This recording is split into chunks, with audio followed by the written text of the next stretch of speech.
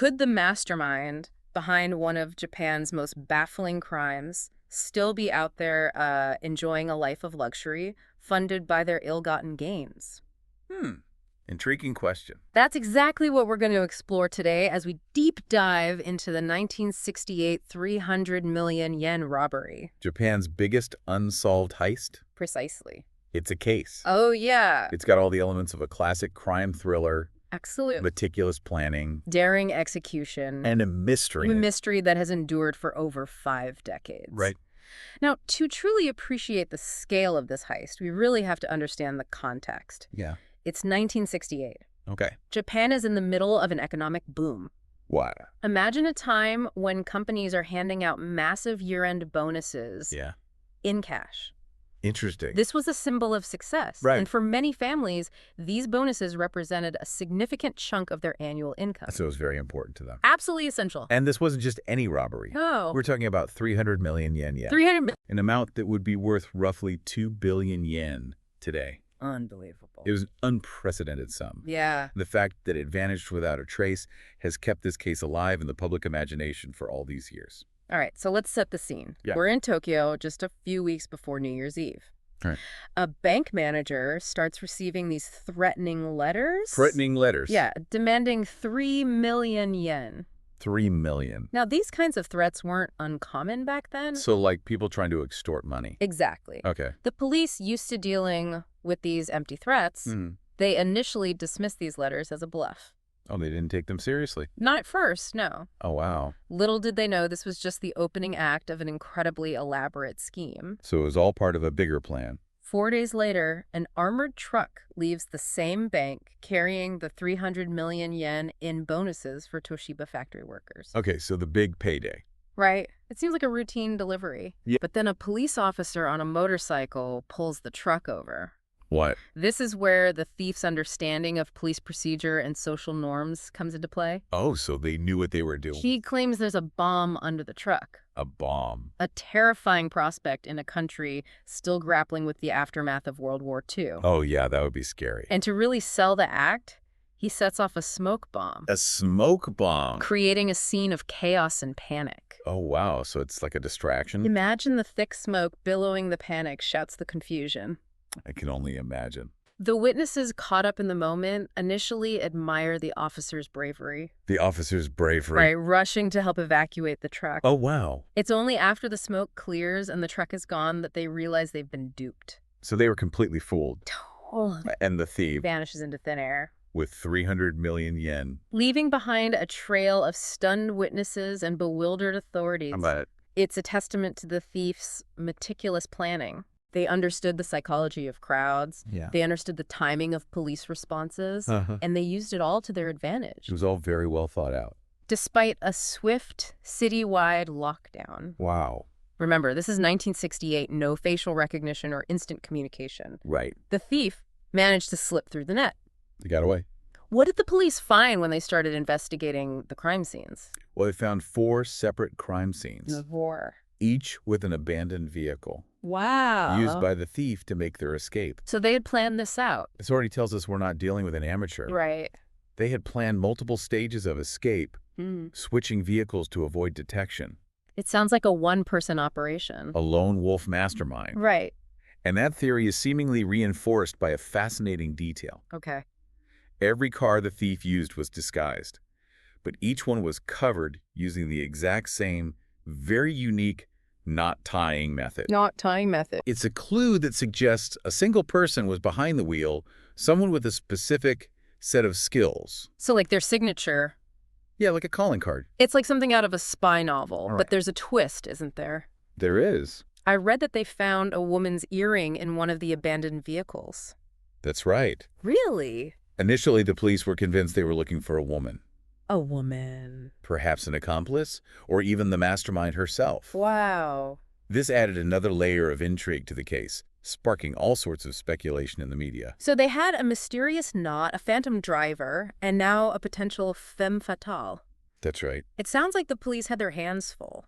They did. Did any of the 120 pieces of evidence they collected lead them to the culprit? There was certainly some promising leads, but a lot of the evidence was contaminated. Contaminated. A common issue with investigations in that era. Right. For instance, they eventually recovered the stolen Yamaha motorcycle, which had been carefully repainted white to resemble a police bike. Oh, wow. But guess what? Don't tell me someone messed with it. You got it. The officers examining the motorcycle actually tried on the helmet, Oh, no. contaminating any potential fingerprints left by the thief. So close. It's a reminder of how even the smallest oversights can have major consequences in a complex investigation. Absolutely. And what about that tiny piece of newspaper they found stuck to a stolen loudspeaker? Oh, yes. That sounded like it could be a big break. Yeah, what happened there? The investigators thought so, too. Hmm. They spent 2 years 2 years. trying to trace that scrap of paper back to a specific newsstand, Okay. hoping it would lead them to the thief. Right. But you guessed it, another dead end. So it's a case filled with false hope and frustration. A lot of frustration. But they had to have some idea of who they were looking for, right? Well, they did. Who became their main suspect? Well, based on the evidence, the police started focusing on a group known as the S Gang, The S Gang. particularly a member simply known as S. Now, you have to understand that Japan in the 1960s had a very different criminal landscape than what we're used to today. In what way? Gangs like the S Gang were often involved in various illegal activities, Right. but they also had connections to powerful figures Okay. and operated within a complex code of honor. So these weren't your typical street thugs. Not at all. But what made S stand out as a suspect? He had a lot of things working against him. Like what? First, he was an incredibly skilled driver, known for his ability to handle motorcycles with precision. Oh. Second, his father was a police officer, meaning S would have been familiar with police procedures and protocols. No, so he had the inside knowledge. A crucial advantage in pulling off a heist like this. Right, and his blood type matched the saliva found on a stamp used for one of the threat letters, right? Exactly. Okay. And S also knew the area around the bank like the back of his hand. So he had the skills, the knowledge, the motive. Everything seemed to point to him as the mastermind. But there's a major problem. There's a big problem. What was it? S was in police custody during the time the initial threat letters were sent. He had an alibi. He had a seemingly airtight alibi. Wow. 5 days after the robbery, however, S took his own life, What? leaving behind more questions than answers. So they had their prime suspect, They did. but he was dead, Right. and they still didn't have a clear answer. The mystery continued. What did the police do next? Well, they decided to use S's funeral to their advantage, hoping to catch a break. Okay, how?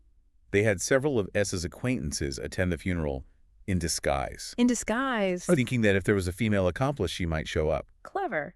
So did they find their mystery woman? They did find someone, but not who they were expecting.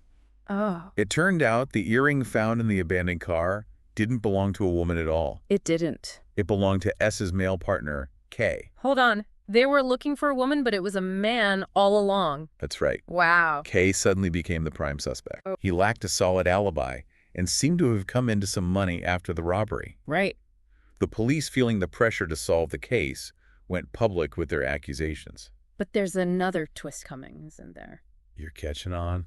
It can't be that straightforward. A company came forward with proof that K was actually at a job interview during the time of the robbery. Oh, wow. He was cleared of all charges and released. That must have been incredibly difficult for him. I can imagine. To be publicly accused of such a high-profile crime Right. and then cleared, but only after being dragged through the mud. Absolutely. So with their two main suspects gone, Gone. one by suicide before the robbery, Right. and one by suicide decades later, Yeah. who were the police left with? That's a great question. Did they have any other leads to pursue? After K, the police were understandably hesitant to make any more public accusations Yeah, without rock-solid evidence. I can imagine. Imagine the pressure they were under. Yeah. This wasn't just any robbery. Right. It had become a national obsession. Right, and it wasn't just about the money, was it? Yeah.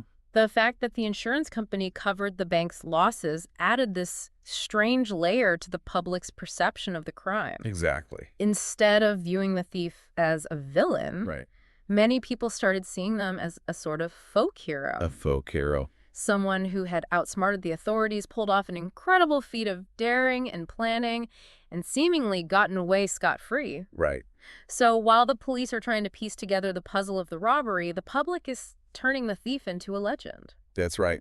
Why do you think that is? Was it simply admiration for their skills, or was there something more to it? I think it was a combination of factors. Okay. Remember, this was a time of rapid change in Japan. Right. The country was modernizing at an incredible pace, Uh-huh. and traditional values were being challenged. Okay. The 300 million yen robbery, with its focus on cash bonuses, Right. a symbol of that older way of life, Yeah. tapped into a sense of nostalgia, Yeah. a longing for a simpler time. And the fact that no one was physically harmed during the robbery probably played a role too. Right? Absolutely. It made the whole thing seem less like a crime and more like a daring adventure. Exactly. It almost romanticized the crime. It did. And this fascination wasn't limited to casual conversations. Right. The 300 million yen robbery became a cultural phenomenon, Right. inspiring countless books, movies, TV shows, even manga. Wow. It's amazing how a single event can capture the imagination of an entire nation and continue to resonate for decades. It is amazing. Have any of these adaptations managed to shed light on the mystery, or do they mostly stick to the known facts? Most of them draw inspiration from the case, Okay, embellishing certain details or offering fictionalized accounts of what might have happened, right. but none have definitively solved the puzzle. And that's part of what keeps the legend alive, wouldn't you say? Absolutely. It's like we're all invited to participate in the mystery, to come up with our own theories and solutions. Right. Did anyone ever come forward claiming to be the mastermind behind it all? Oh, over the years, numerous individuals have claimed responsibility.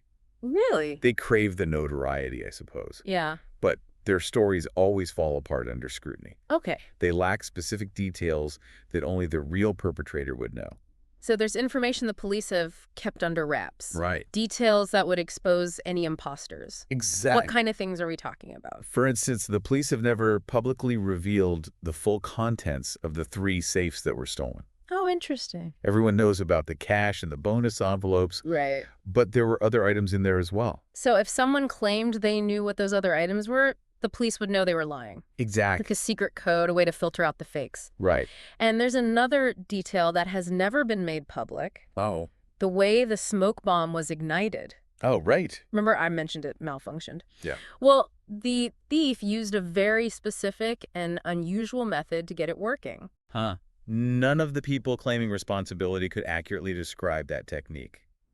Interesting. So that's a key piece of information. So even after all this time, the real perpetrator could still be out there, Possibly. potentially holding on to these key pieces of information that would prove their involvement. It's certainly a possibility. And to add to the intrigue, the statute of limitations on this case expired in 1975. 1975. So that means even if they were caught today, they couldn't be prosecuted. That's right. Wow. Legally speaking, the perpetrator is completely free. It almost adds an element of injustice to the whole thing. I can see that. The victims were compensated, but the person responsible for all this turmoil and speculation is essentially beyond the reach of the law. It's a reminder that justice doesn't always prevail, Right. and sometimes the most compelling mysteries remain unsolved. But that doesn't stop us from trying to make sense of it all, does it? Not at all. We're still drawn to this case even after all these years. Abs- So with the investigation at a standstill and the statute of limitations expire, what became of the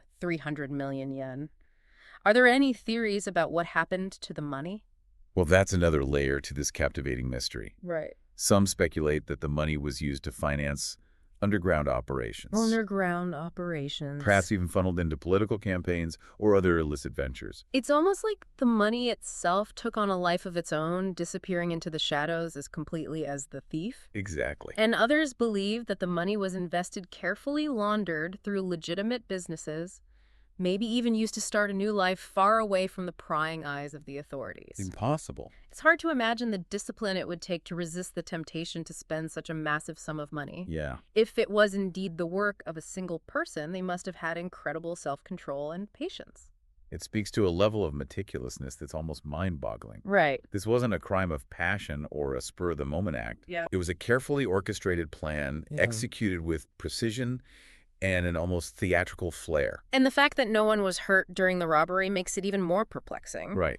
It wasn't about violence or revenge. It was about outsmarting the system, proving a point, maybe even thumbing their nose at authority. It's a reminder that criminals aren't always motivated by greed or malice. Okay. Sometimes it's about the challenge, the thrill of the game, the satisfaction of pulling off the impossible. So while the official investigation may have hit a dead end, the human imagination keeps this case alive. Yeah, We're still captivated by the mystery, the audacity, the sheer brilliance of the crime. that's a great story. Could the perpetrator still be out there living a quiet life, their secret safe? Or did they meet an unexpected end, their ill-gotten gains lost forever? Yeah, it really is a case that sparks your imagination. It does. Back in 1968, long before the age of ubiquitous security cameras and instant global communication disappearing would have been much easier. Oh, yeah, absolutely. Right. Can you imagine pulling off a heist like this today? I can't. It seems almost impossible. Right. But back then, with the right planning and a bit of luck, you could effectively vanish, create a new identity, and start a new life. So the mystery lives on not just because the case is unsolved, but because the possibility of the perpetrator still being out there somewhere is very real. Right. And all the books, movies, and shows about the robbery just add to the legend. It's a fascinating example of how a real-life event can morph into a cultural phenomenon, taking on a life of its own. Yeah. Each retelling each new theory, each piece of fan art or fan fiction adds another layer to the story. Right. It's almost as if the 300 million yen robbery has become a shared cultural myth. And that's what makes this deep dive so compelling. It's Yeah. not just about the facts of the case, it's about what those facts tell us about ourselves. Our Wow. fascination with unsolved mysteries, our desire to find order in chaos, Mhm. and maybe even a little bit of admiration for someone who managed to outsmart the system. We've examined the evidence, explored the cultural impact, and tried to understand the context of this crime. But ultimately, the question remains, who was the mastermind behind the 300 million yen robbery? And perhaps that's the most intriguing aspect of it all. Right. We may never have a definitive answer, but the not knowing the lingering mystery is part of what keeps this story alive. It keeps us coming back. It forces us to confront the limits of our knowledge. Yeah. The possibility that some secrets remain hidden Right. and that some stories don't have neat and tidy endings. It's a case that challenges us to think critically, to question what we think we know, and to acknowledge the enduring power of a truly captivating unsolved mystery. So as we wrap up our deep dive into the 300 million yen robbery, we leave you with this thought. What does this case say about human ingenuity, our fascination with the unknown, and the enduring appeal of a good mystery? Could the perpetrators still be out there enjoying their ill-gotten gains? Or did they meet an unexpected end, their secrets buried with them? We may never know for sure, but that's part of what makes the story so endlessly fascinating.